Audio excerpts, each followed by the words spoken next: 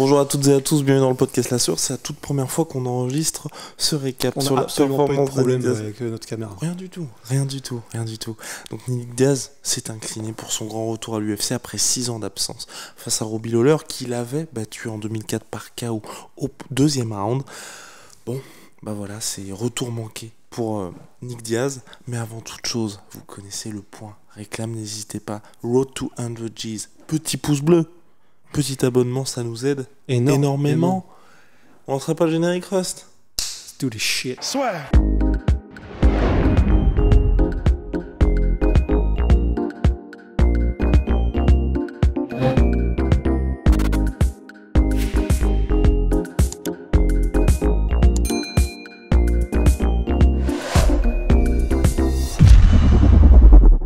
Donc on va parler de Nick Diaz contre Robbie Lawler en long, en large et en travers. Mais avant, No KO Foot, qui ont fait une semaine spéciale Nick Diaz, n'est-ce pas Rust? Bah absolument, ouais, avec les comptes du père Rusty et du coup ce podcast qu'il sponsorise. Et ce sont des protéines vegan, enfin végétales, vegan, 100% naturelles, made in France. Et c'est plein de bonnes choses déjà, des acides aminés, des minéraux de haute qualité. Et en fait c'est idéal, c'est après l'entraînement, et c'est idéal pour tout ce qui est récupération, le sommeil, digestion, régénération osseuse. Donc c'est Sport de combat par des boxeurs, pour des boxeurs. No KO Foot.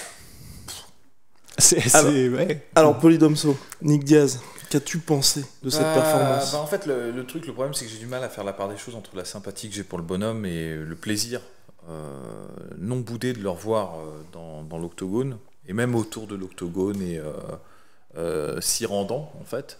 La réalité, c'est que quand même, il était vraiment rouillé face à un adversaire qui lui-même n'est pas de prime jeunesse, qui n'est pas dans son prime.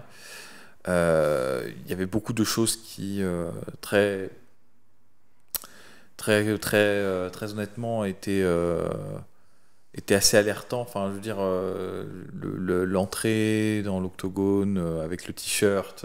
Oui, parce qu'en gros, il est entré dans l'octogone et il voulait rentrer avec son t-shirt. Il avait oublié qu'il l'avait sur lui. Il a failli rater une marche en rentrant. Des signes pas forcément rassurants, quoi. Il avait l'air quand même paumé. On dirait qu'il traversait une salle de convention Star Trek en se disant mais qu'est-ce que je fous là, tu vois. C'est précis, ça. Et en réalité, c'était un peu l'idée générale du combat. C'est qu'est-ce que je fais là, en fait. C'est le truc qui en est sorti. Alors, il était toujours présent. Alors, c'est pas aussi triste que de revoir BJ Penn combattre. Et on n'en est pas à ce stade-là parce qu'il a encore de la combativité.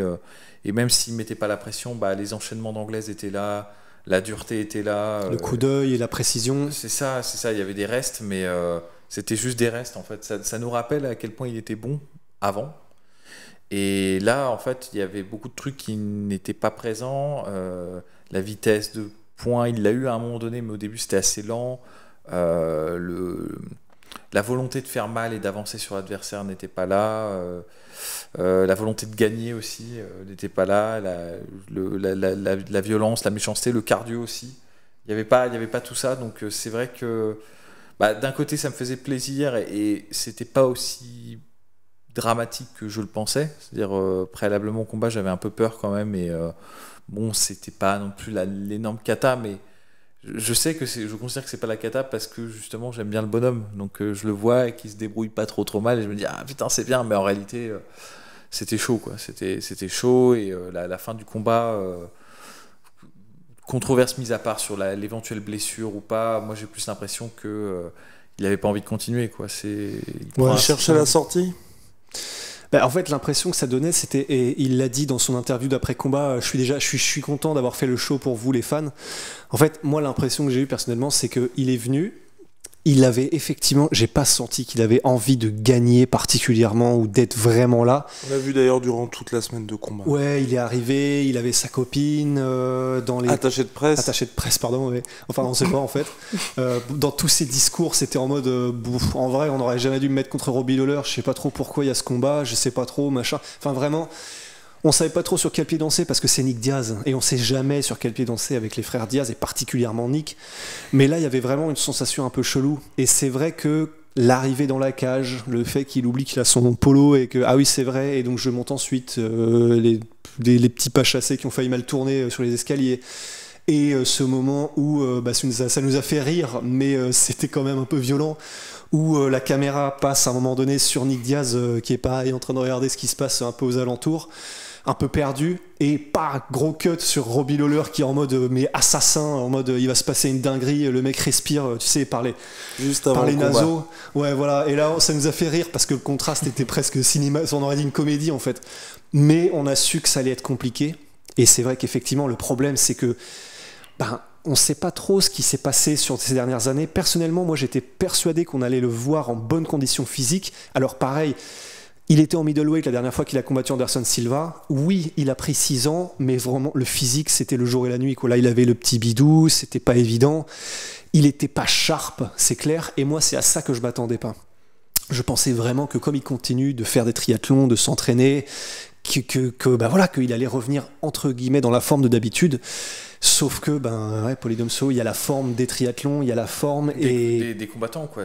Et il y a le combat, quoi. C'est pas la même chose, en fait. Et c'est vrai que, pour le coup, en plus, Robbie Lawler était inspiré ce soir, même si c'est pas... On calme. Même s'il y avait la place, si Nick Diaz avait été dans son top, quoi. C'est ça, c'est pas le Robbie Lawler de sa saga contre Rory McDonald, hein, calmons-nous, mais il était présent, il faisait pas que de la boxe. Il a eu des beaux coups au corps, justement, et c'est ça, à mon avis, qui a coupé le souffle en fait, de Nick Diaz et qui l'a fait reculer, notamment un crescent kick, je crois, au deuxième round. Il a pris pas mal de middle. Passé, ouais. Et bon, mais tu vois, respect Nick Diaz parce qu'il le montre pas. Il reculait en revanche, et ça, c'est pas coutumier de Nick Diaz. Il a reculé dans le micro, mon cher Polydomso. Ouais, et donc, du coup, quand tu prends des coups comme ça au corps et tout, si tu as perdu l'habitude justement de cette sensation-là, même si tu fais du sparring et tout, c'est pas comparable en fait. Et la réalité, c'est que 6 ans, c'est vraiment très très long.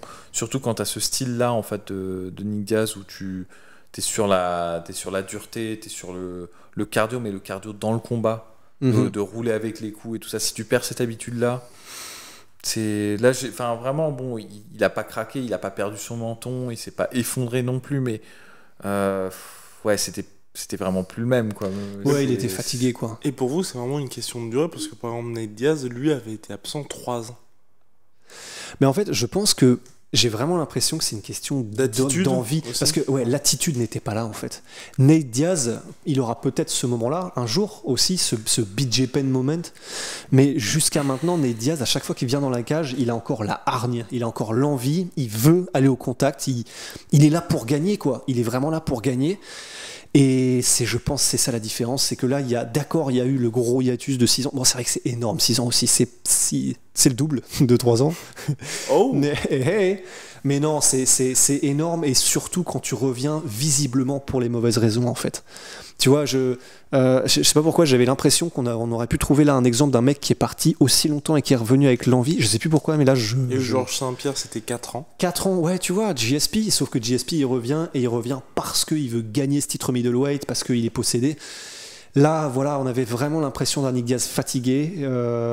Tu sais, c'est un peu comme dans les films où les réalisateurs font du fanservice. Il est venu pour faire son propre fanservice et c'était génial parce que on a vibré pendant les moments où il est arrivé, on a vibré pendant la semaine, on était trop content de le voir. Donc en fait, sur ce point-là, c'est cool. On a revu Nick Diaz et même les commentateurs, tout le monde était content. On a revu Nick Diaz. Mais voilà, là, je pense que il avait pas envie, quoi. C'est ça, faut pas. En fait, c'est pour ça. Les gens peuvent penser qu'on est sévère parce que c'est vrai qu'on est un peu dur, mais faut vraiment pas se laisser abuser par la nostalgie, en fait, parce que c'est clair que c'était pas aussi dramatique que ça l'aurait pu être. Il était dedans, quoi. Il s'est pas éteint au premier enchaînement. Il s'est pas retrouvé le souffle court après 3 coups, mais c'est plus du tout le même bonhomme, quoi. Et c'est chaud. Et même s'il a fait il rendait les coups, quoi. Il faisait du à toi à moi avec Robbie Lawler, c'était cool, ça faisait plaisir et le combat était divertissant, vraiment, si on est tout à fait honnête, c'était divertissant. Mais faut pas oublier que Robbie Lawler, c'était quand même le combat le plus abordable pour lui. Stylistiquement, c'est clair. Stylistiquement, et puis même là, dans les circonstances d'un mec qui est connu, parce que tu peux pas lui mettre n'importe qui à Nick Diaz, tu peux pas lui faire sortir du chapeau un gars qui est pas connu des fans.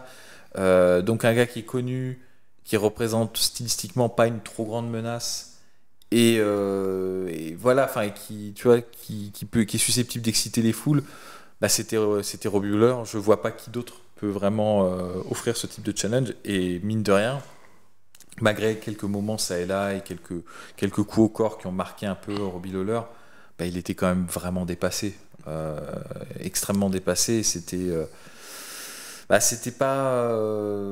très agréable. Enfin, je pense que c'est un combat que quand on va le revoir et de manière dépassionnée, quelques années après, si on le regarde, encore une fois, on va se dire quand même c'était chaud, tu vois. C'était chaud. Là, ça nous a fait marrer parce qu'il y a des. Enfin, c'est tellement du Nick Diaz aussi, tu vois, le fait qu'il commence le combat sur une espèce de coup de pied de taekwondo là, à moitié flingué. Ça n'a aucun sens ce coup de pied. Même si ça touchait, ça ne servait à rien, vraiment. Non, mais c'est clair, mais c'est typiquement du Nick Diaz, le fait qu'il arrive un peu paumé, il y a cette ambiance. Là. C'est vrai que Nick Diaz, à la différence de Ned Diaz c'est un peu plus un thug, tu vois, mais Nick Diaz, il y avait toujours ce truc, tu sais pas s'il va venir au combat, tu sais pas s'il vient à la conférence de presse. Il faisait un peu les trucs à sa façon et ça a toujours été un peu ça chez Nick Diaz, et là ça s'est accentué. Il a perdu un peu cette agressivité de bad boy qu'il avait avant pour vraiment, tu sais, embrasser le côté lunaire. Et ça aussi, il l'a dit d'ailleurs. Hein. Il l'a dit, je peux plus revenir comme un gangster en fait. Et en gros, sa raison c'était parce que maintenant j'entraîne des enfants et c'est peut-être pas le bon exemple. Enfin, là c'est forcément, là on va peindre la cible après avoir mis la flèche dans le bout de carton, mais tous ces signaux-là, oui, finalement, c'est vrai qu'on voulait peut-être pas les voir, mais ça pointait évidemment vers le fait que, pas envie, quoi. Pas d'envie. Et pourtant, même si, par exemple, contre GSP, et même dans les années d'avant, il le disait, hein, il disait aussi, je vais peut-être me prendre une branlée, je sais pas. Mais, et là, il l'a redit d'ailleurs contre Robbie Lawler, je sais plus ce qu'il disait exactement, mais. Que s'il allait perdre, c'est ce qui allait lui donner envie de revenir plus rapidement dans la cage. Ouais, là, j'espère pas. Enfin, ouais. Mais donc, il a toujours dit des trucs un peu bizarres comme ça, mais là, ça faisait quand même beaucoup de trucs qui s'alignaient pour dire que le général, peut-être qu'il est temps qu'il raccroche, quoi. 4 défaites consécutives, série en cours pour Nick Diaz, peut-être la fin de sa carrière. 3 défaites et un no contest. Oui, c'est ça, un no contest. Hey, les gars, vous êtes taquins, donc c'est un no contest. Donc c'était initialement une défaite par décision unanime face à Anderson Silva, tournée en no contest après que Nick Diaz et Anderson aient été contrôlés positifs. Anderson Silva pour stéroïdes et Nick Diaz pour marijuana. Logiquement d'ailleurs, Nick Diaz s'est retrouvé suspendu 6 ans. Et... C'était 5 ans et $125 000 d'amende. Enfin voilà, on en avait parlé, mais c'était n'importe quoi. Et ça a causé du remous, même lui émotionnellement et dans sa carrière à ce moment-là. Complètement. Donc c'est ce qui a retardé son retour à l'UFC. Allez, c'est on se retrouve très rapidement pour le reste de la carte. Fuck yeah.